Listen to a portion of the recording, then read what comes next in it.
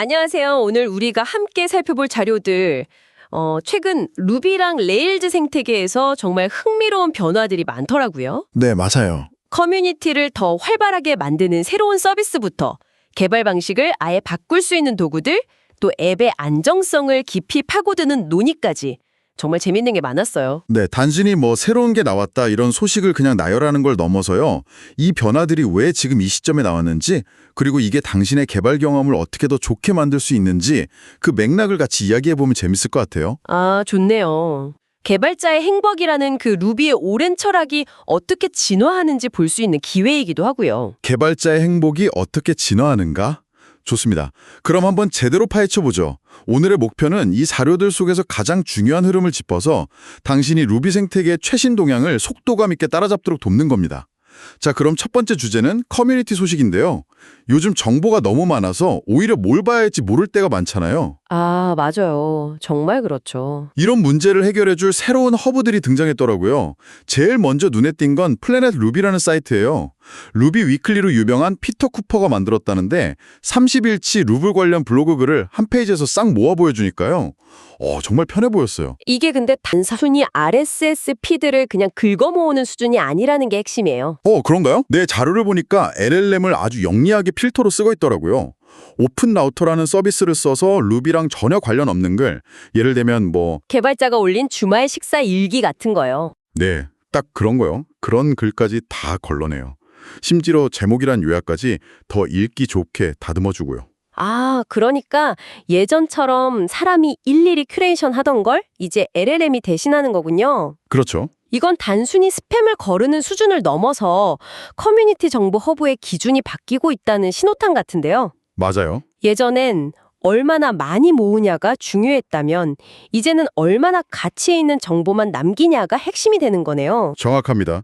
정보의 양이 아니라 질로 승부하는 시대가 온 거죠. 근데 이 프로젝트의 기술적인 부분을 보면 더 재미있는 게 있어요. 저도 그 부분 보고 좀 놀랐어요.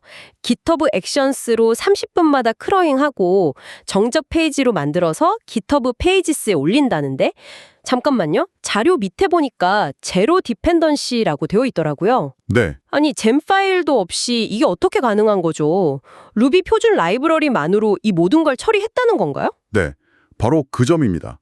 잼 파일도 없고 번들러도 안 써요. 오직 루비의 기본 내장된 라이브러리만으로 웹 크롤링, HTML 생성, 배포까지 전부 해결한 거죠. 와, 어떻게 보면 이게 바로 루비의 힘이다 라고 보여주는 작지만 단단한 프로젝트랄까요? 효율성을 중시하는 루비 커뮤니티의 철학을 제대로 보여주는 사례입니다. 와, 정말 인상적이네요. 다음은 튜토리얼 kit.rb인데 이건 루비를 처음 배우는 분들에게 정말 희소식일 것 같아요. 아, 그렇죠. 저도 처음 개발 시작할 때 환경 설정하다가 하루 다 보낸 기억이 있는데 이건 설치 없이 브라우저에서 바로 루비 튜토리얼을 실행할 수 있는 툴킷이라고요? 이블머친스 막둥자인 뭔데 웹어셈블리, 즉 루비.wasm을 이용해서 루비의 접근성을 극적으로 높인 프로젝트입니다. 브라우저 안에서 가상 파일 시스템이랑 터미널이 진짜처럼 움직이고 코드도 하이라이팅 되면서 정말 매끄러운 학습 경험을 만들어주더라고요. 그런데 브라우저에서 돌리려면 런타임이랑 라이브러리를 전부 다운로드해야 할 텐데 너무 무겁지 않을까요? 아, 좋은 지적입니다. 그래서 자료를 보면 이 팀도 번들링 전략을 계속 실험하고 있어요. 약 80MB짜리 단일 파일에 모든 걸 담아서 한 번에 내려받게 할지, 아니면 작은 런타임만 먼저 받고 나머지는 타벌 아카이브로 나눠서 필요할 때 로드할지. 아, 고민되겠네요. 네, 사용자가 첫 화면을 보기까지의 시간을 어떻게 줄일 것인가가 이 기술의 상용화의 중요한 열쇠가 될 겁니다. 확실히 그렇겠네요. 앞으로는 브라우저에서 외부 API 호출도 지원해서 LLM을 활용하는 튜토리얼까지 만들 계획이라니 정말 브라우저 탭 하나만으로 완전한 개발 환경을 체험하는 날이 머지않아 보이네요. 그렇죠.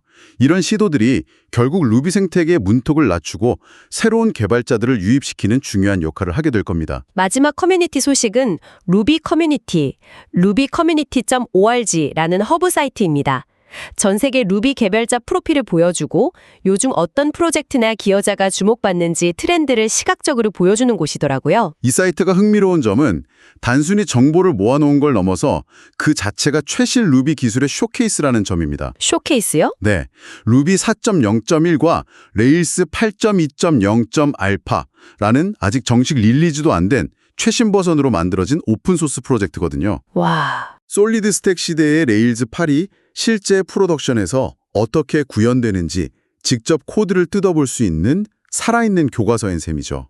이렇게 최신 기술로 커뮤니티를 다지는 것도 중요하지만 37 시그널스의 자료를 보니 그들은 한 발 더 나아가서 아주 근본적인 문제, 바로 데이터 보안 아키텍처를 혁신하고 있더군요. 아, 네.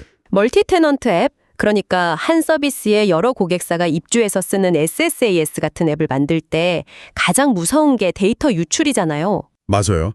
혹시 우리 코딩 실수 하나 때문에 A 회사의 데이터가 B 회사 사용자에게 보이면 어떡하지? 이건 모든 SaaS 개발자의 악몽이죠. 그렇죠. 보통은 모든 데이터베이스 쿼리에 where, account ID, current account.id 같은 코드를 일일이 붙여서 해결하는데 자료에서도 지적하듯이 개발자가 이 한 줄을 깜빡하는 인적 오류에 너무나 취약한 방식입니다. 그래서 37 시그널스가 내놓은 해결책이 정말 과감하더라고요. 테넌트별로 아예 데이터베이스 연결 자체를 분리해버리자는 아이디어. 특히 테넌트마다 별도의 SQLite 파일을 사용하는 방식이 흥미로웠어요. 네, 그게 정말 기발한 접근이죠. 파일 기반이니까 특정 고객사의 데이터베이스만 콕 집어서 백업하거나 복구하고 심지어 다른 서버로 옮기는 것까지 그냥 파일 복사하듯이 할 수 있게 돼요. 와, 운영 관리가 말도 안 되게 쉬워지는 거네요. 그렇죠. 요청이 들어오면 미들웨어가 서브 도메인을 보고 이 요청은 A 회사 거네 하면서 A 회사의 SQLite 파일로 연결을 딱 바꿔주는 흐름이에요. 하지만 그건 성능 면에서 트레이드오프가 있지 않나요? SQLite가 대규모 트래픽을 감당할 수 있을지에 대한 우려도 있을 것 같고 매 요청마다 연결을 바꾸는 게 부담이 될 수도 있겠는데요? 정확한 지적입니다.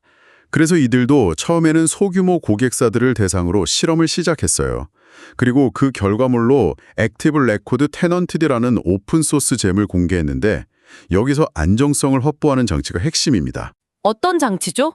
만약 A 회사의 요청을 처리하는 중에 실수로 B 회사의 데이터에 접근하는 코드가 실행되면 즉시 예외를 터뜨려서 데이터가 섞이는 걸 원천 차단해버려요. 아예 막아버리는군요. 네, 뷰 캐시나 파일 저장소, 액티브 스토리지까지 테넌트 컨텍스트를 자동으로 관리해주고요. 아하, 성능보다 절대 데이터가 섞이지 않는다는 안정성을 최우선으로 둔 설계군요. 그렇죠. 그리고 이 접근법은 스카이라이트에만 머무르지 않고 테넌트마다 별도의 데이터베이스나 스키마를 사용하는 방식으로 MySQL, PostgreSQL로도 확장 중입니다. 장기적으로는 레일즈 공식 기능으로 포함시키는 게 목표라고 하니 앞으로 멀티 테넌트 앱을 만드는 표준 방식이 바뀔 수도 있겠습니다. 다음은 LLM 이야기입니다. 요즘 LLM으로 기능 만들 때 가장 골치 아픈 게 프롬프트 관리잖아요. 아, 맞아요. 이 모델 써봤다가 저 모델 써봤다가 프롬프트 단어 하나 바꿔보고 이런 테스트 결과를 다 스프레드시트에 정리하는데 나중 가면 버전 관리도 안 되고 뭐가 좋았는지 비교하기도 힘들더라고요. 완전 노가다죠. 저도 그런 경험이 있는데 시냅티아 팀이 공개한 루비 LLM 이벨즈라는 레일즈 엔진이 바로 그 고통을 해결하기 위해 나왔습니다. 말씀하신 것처럼 스프레드시트는 몇 번 복붙하고 나면 금방 지저분해지고 실제 운영 코드랑 동기화도 안 되는 문제가 있죠. 맞아요. 이 이벨즈 엔진은 그런 프롬프트와 평가용 샘플 케이스를 아예 코드처럼 앱 안에서 관리하고 테스트할 수 있게 해주더라고요. 네, 실행 결과를 정확도, 비용, 지연 시간 같은 지표와 함께 스냅샷으로 딱 저장해주니까 어떤 버전이 더 나은지 객관적으로 비교할 수 있게 되고요. 여기서 특히 실용적이라고 느꼈던 기능은 LLM as a judge, 즉 LLM을 심판으로 써서 평가 자체를 자동화하는 기능입니다. LLM을 이용해서 평가를 자동화한다고요? 네, 예를 들어 이 글을 얼마나 자연스럽게 요약했는가처럼 정답이 정해져 있지 않은 좀 모호한 작업의 성능을 평가할 때 사람이 일일이 점수를 매길 필요 없이 다른 똑똑한 LLM한테 물어보는 거죠. 그야말로 LLM으로 LLM을 잡는 거네요. 더 중요한 건 실제 프로덕션 데이터를 바로 샘플로 가져와서 테스트하고 여기서 이 조합이 최고다라고 결정된 프롬프트 설정을 그대로 운영 코드에서 가져다 쓸 수 있도록 설계되었다는 점이요. 맞아요. 실험과 실제 적용 사이의 간극을 없앤 거죠. 네, 이 도구는 프롬프트는 한 번 만들고 끝나는 게 아니라 끝나지 않는 개선의 과정이라는 철학을 담고 있습니다. 이발스, 즉 평가를 통해 계속 개선하고 모니터링을 통해 운영 중인 프롬프트의 성능이 떨어지거나 비용이 갑자기 치솟는 걸 지속적으로 관측하자는 메시지를 던지는 겁니다. 프롬프트 엔지니어링을 감의 영역에서 공학의 영역으로 끌어오는 아주 중요한 시도라고 봅니다. 이제 레일즈 8의 구체적인 변화 두 가지를 살펴보죠. 첫 번째는 정말 드디어 레일즈의 내장 인증 생성기, 레일즈 G 어센티케이션이 들어온다는 소식입니다. 네, 드디어죠. 이제 레일스 개발자라면 누구나 인증 기능 만들 때 디바이스부터 떠올렸던 그 관행이 바뀔 수도 있겠어요. 명령어 한 줄이면 유선 모델, 컨트롤러, 뷰, 마이그레이션까지 인증에 필요한 기본 골격을 전부 만들어주죠. 여기서 생성되는 구성 요소들의 특징을 정확히 아는 게 중요한데요. 유서 모델은 비크립트로 안전하게 암호를 저장하고 특이하게도 세션 정보를 데이터베이스 레코드로 직접 저장하는 방식을 씁니다. 보통 세션은 쿠키나 레디스 같은 곳에 저장하지 않나요? 데이터베이스에 저장하면 매번 DB 조회가 일어나서 부하가 있을 텐데 굳이 이렇게 설계한 이유가 있을까요? 운영상의 편의성과 보안 때문입니다. 예를 들어 특정 사용자의 계정이 해킹당했다고 의심될 때 관리자가 DB에서 해당 유저의 모든 세션 레코드를 그냥 지워버리면 그 사용자는 모든 기기에서 즉시 강제 로그아웃 되는 거군요. 네, 바로 그거죠. 이런 식의 통제가 확실히 쉬워지는 거예요. 레일스 팀은 그 약간의 성능 비용보다 보안 사고 발생 시 즉각적으로 대응할 수 있는 운영상의 안정성을 더 높은 가치로 판단한 것으로 보입니다. 일리가 있네요. 그런데 자료를 보니 더 흥미로운 점이 있던데요. 로그인, 로그아웃, 비밀번호 재설정 같은 기능은 다 만들어주면서 정작 가장 기본적인 회원가입 사인업 기능은 의도적으로 포함하지 않았다는 거예요. 이건 좀 이상하지 않나요? 그렇죠. 저도 처음엔 의아해했는데 이건 레일즈의 의견 있는 소프트웨어 철학을 아주 잘 보여주는 결정입니다. 그 철학이요?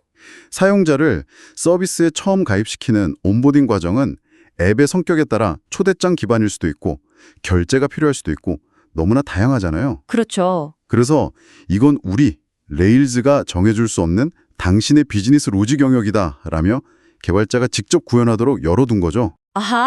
여기까지가 우리가 제공하는 최고의 기본값이고 나머지는 당신의 몫이다라는 명확한 선을 그은 거군요. 네. 그렇다면 이건 디바이스를 완전히 대체한다기보다는 선택지가 하나 더 늘었다고 봐야겠나요? 정확해요. MFA나 OAuth를 통한 소셜 로그인처럼 복잡하고 다양한 인증 전략이 필요하다면 여전히 디바이스는 강력한 선택지입니다.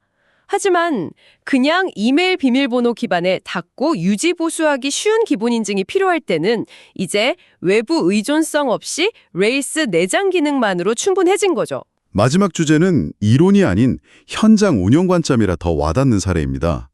10년 된 레일스 앱이 백그라운드 작업 시스템을 딜레이드 접에서 솔리드 큐로 마이그레이션하며 성능 병목을 해결한 이야기인데요. 네, 워커를 늘렸는데 왜 서비스는 더 빨라지지 않지? 라는 많은 운영자들이 겪어봤을 법한 질문에서 시작되더라고요. 네, 이 문제의 근원은 딜레이드 좁이 데이터베이스의 로락을 기반으로 동작한다는 점에 있습니다. 여러 워커가 동시에 일감 없어요 하고 DB 테이블을 뒤질 때 한 워커가 특정 작업을 가져가면서 그 로에 자물쇠를 겁니다. 그럼 다른 워커들은 그 자물쇠가 풀릴 때까지 기다리거나 다른 작업을 찾기 위해 또 경쟁해야 하죠.